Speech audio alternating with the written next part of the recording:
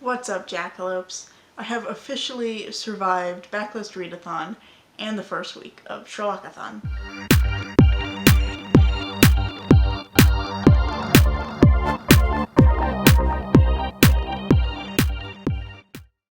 So I originally planned to do a vlog for every week of Backlist Readathon and Sherlock-A-Thon, and I did spend the last week vlogging, but due to a couple of factors, most of my footage ended up being kind of unusable. I don't have a flip-out camera screen. I don't have a flip-out screen on my camera, that's what I'm trying to say. I don't have a flip-out screen on my camera, and for text to be the right direction for you guys to read it, I had to film anything on my phone with the back camera, so I also couldn't see what I was doing there. And plus, I didn't have a working tripod until Saturday, so with those things going on, everything ended up being kind of shaky and out of focus, and I had a few clips that were just like the lower half of my face, which is not very compelling. So none of that is usable. You'll probably, if editing me has the patience for it, you'll have just seen a little intro that was recycled clips of what was actually usable from everything that I recorded the last week.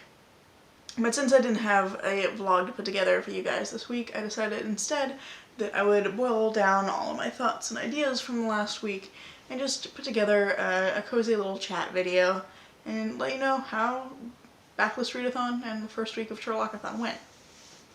So, without further ado, let's talk about what I read this last week.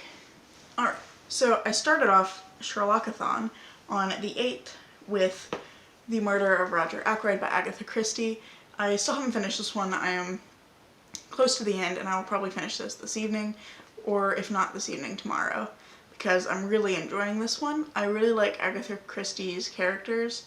I think that they're just really interesting because so many of them are flawed and they're intended to be kind of morally gray, and I really enjoy that in characters. So I'm really enjoying this, even though I didn't get to the murder until like page 40 or 50. It's quite late. It's like chapter 5. I think literally chapter 5 is just titled Murder. Yeah, the murder doesn't occur until after page 50. It's literally just, hopefully this will focus for you guys, but it's just chapter 5, Murder. So there's like 50 pages of build-up before we ever get to that. But I think it works pretty well for this because there are so many players in the story that it helped to kind of know a little bit about them before I got to the mystery, so that it's easier to follow what's happening. That was the first day of Sherlock-A-Thon, then Backlist Readathon started on the 9th. And I decided that since Backlist Readathon was shorter, I was just going to focus on reading some of my Backlist Readathon books during that week, although I did read some of my overlap stuff too, because I had chosen some books that overlapped, specifically to shorten my TBR a little bit. So the first book that I read for Backlist Readathon is The Glass Menagerie by Tennessee Williams. And this is a play that follows, I think it takes place over a very short period of time, but it follows this young family that's Amanda, who's the mother. She's middle-aged. Her husband left when the children were young, and then her two children, Tom and Laura. And Tom is working in a warehouse and he's not really advancing in his career at all, and because he wants to be a poet. And then Laura is extremely self-conscious, in part because she has a bit of a limp that she thinks is worse than it is. She thinks that people focus on that a lot, and it seems pretty unlikely that they actually do. But because of that, she's extremely self-conscious. She doesn't work, she's unemployed, living at home with her mother most of the time and with her brother when he's home. And because of these reasons, Amanda is very concerned for the well-being of her children, so the story revolves around this effort of hers to try and find a young man for Laura to marry, so that she will at least know that Laura is stable in the rest of her life. So that was all I knew, and I liked it. It's definitely not my favorite play. I think the characters are interesting. I like Amanda and Laura and Tom. A lot of their conflict is based on their personalities. It's a very character-driven story. There's very little plot. It all takes place in their apartment, and it's just these little interactions between the different characters over a period of what appears to be a few days to a few weeks. And it's all leading up to the expectation that a young man will call and meet and visit with Laura and hopefully potentially marry her. For that reason, this kind of fell flat for me, because the characters are interesting and some of the conflicts it set up were interesting, because Amanda is kind of overbearing, but it's very clear that it's because she's worried about her children, and Tom is kind of aloof because his head is often in the clouds. He just wants to be a writer. So they often clash over things, and then Laura is very timid, so she tends to kind of clash with her mother a lot. More her mother clashes with her, and Laura kind of is quiet and tries to make herself invisible. The thing about them is that they don't change at all over the course of the story, at least that I could tell. So the characters are all very static, and because this is so short, like, there's not a lot of time for them to change, but because it all takes place in their living room and the entire thing is just completely character driven, the fact that they didn't change at all made the story kind of fall flat for me. It wasn't as compelling by the end. Then the third book that I read over the last week, the second book that I read for Backlist Readathon, was The Ballad of Black Tom by Victor LaValle, and I absolutely love this book. It's so good. This particular story is based on the short story The Horror at Red Hook by H.P. Lovecraft. It's a retelling of that story, but it's retelling that story from the perspective of a young black man who lives in Harlem, and he's trying to provide for himself and his father and basically just get by in the world and hopefully make a little money along the way. This is a retelling that turns a lot of the themes of the original book on their head, and I think Victor LaValle wrote like such a great book with this. But I thought it was really interesting because he also wrote a blog post on John Scalzi's website. He has a feature called The Big Idea on his blog, and so all these authors will write posts for it. And I found, after I'd read it, this post that Victor LaValle wrote about the ideas behind this book. And I just thought this was super interesting, so I wanted to share this with you. Because he talks about how he really enjoyed the work of Lovecraft up until about the time he was 16, and then he writes, "At 16, the stories I'd once breezed through practically curb-stomped me with their prejudices." LaValle, when he's talking about this in this post, he mentions that he's offended not only as a black man, but also as a writer, because he says this is lazy writing, and then adds, "But here's the problem. Lovecraft admits right in the text that he doesn't understand the people of Red Hook. He calls the populations an enigma. Despite this, Lovecraft describes them hideous motivations, all filtered through the perspectives of Malone, an obvious Lovecraft surrogate. This turns into a bad feedback loop. Lovecraft doesn't understand these people, but writes a character who investigates the very people the author admits he doesn't understand. So who or what is Lovecraft really exploring here? Only his perceptions of that place and those people.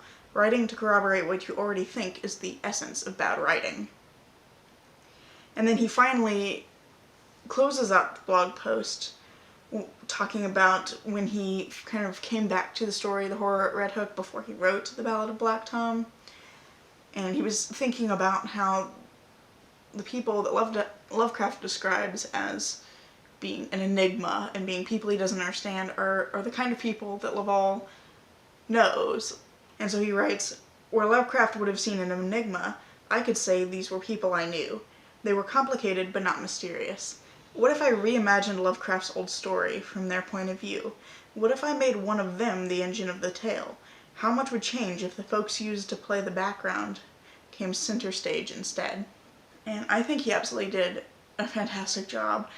It's just such a rich story that he's crafted here, and I'm going to link that blog post below if you have any interest in reading it, and I definitely recommend reading it, especially if you like Lovecraft, because I think he does such a really interesting examination of Lovecraft's writing in that post. LaValle's version of it, I think, is just so good. His characters are so good, this is a thing that's going to come up for me a lot because I really am focused on characters when I read a story. I like interesting, complex, dynamic characters, and that's an important thing to me, and LaValle like really nails it. His characters are so good, and I think that part of that is why I like couldn't help but get caught up in the story, because I just really enjoyed reading about Tommy Tester, who is kind of the main protagonist, and Officer Malone, who's another major character. So because they were just such interesting characters, I couldn't help but want to know more about it. The last book that I read this week, and I try not to accidentally change this page, but the last book I read this week was The Heir Sibling by Karen Charlton. And this book is a historical mystery that's following Detective Stephen Lavender and his friend Constable Ned Woods as they travel to Bellingham in the northern part of England to solve a disappearance where a young woman has disappeared completely out of a locked room. Like, she went to bed and the next morning they broke down her door and she was gone. So they're traveling up there to find out how in the world this has happened. And I really enjoyed this. It's not my favorite mystery I've ever read, but it was really enjoyable. It was a really enjoyable mystery. Again, characters, there are some really good characters in this. I really like the friendship that's between Lavender and Woods. They really seem to care about each other, and they're very supportive friends. And also, I love that they're both like really intelligent people, and they just have different strengths, and they know that, and they use it to their advantage. And I just think it was a really nice, refreshing change from like that kind of Holmes and Watson or Poirot and Hastings dynamic where there's one really smart guy and then there's another guy whose job is to like gasp dramatically and then write everything down. So I think it's a nice change from that. So I really like those characters. And then there were also a lot of really great female characters, which I wasn't expecting but really appreciated. There's so many of them. It's a really well-balanced cast of characters. There's lots of very, very different men and women in this book, and I think that was a real strength for this book. Regarding the mystery, that's kind of straightforward. When I was reading it, I pretty much knew at the beginning who the bad guys were. I didn't know exactly how everything was going to play out, but I had a general sense of like what was going to happen, and it mostly was right. There were a few nice twists that I really enjoyed, but mostly it's pretty straightforward. But I think the entertainment factor in this book is just seeing how it's all going to play out, especially because the cast of characters is so great that there's plenty of fun to be had in just seeing what happens. I also think that at the very end of the book, one of the bad guys gets exactly what he deserves in the best possible way. So that was really fun. One of my disappointments is that there's a really fun character introduced at the beginning named Magdalena Morales, and I really liked her, but she only shows up at the beginning and then at the very end of the book. She seems to be kind of leading into the rest of the series. She's a recurring character, but she's introduced and she's really badass, and then she just disappears for the rest of the story until the very end, other than briefly being mentioned by Lavender throughout the book. So that was a little bit sad. But I do think that if you like historical mysteries, the Heir Sibling is a really good one. I did think it was thoroughly enjoyable. But that's all of the books that I read in the last week, or partially read in the last week. That's basically it. Although I didn't have a vlog this week, but I do have plans to work on vlogs for week 2. So hopefully this will work out this time, especially now that I have tripods that are working. I still can't see what I'm recording, so I'm like trying to do it piece by piece, and hopefully that'll work out a little bit better. But look for that probably early next week. I have plans to edit it over the weekend. So yeah, that's it. Thanks for watching. I look forward to chatting with you about these books and any other recommendations you may have down in the comments. Again, I will link that blog post and anything else that's relevant that comes up while I'm editing in the description, and I hope to see you next time. So, bye!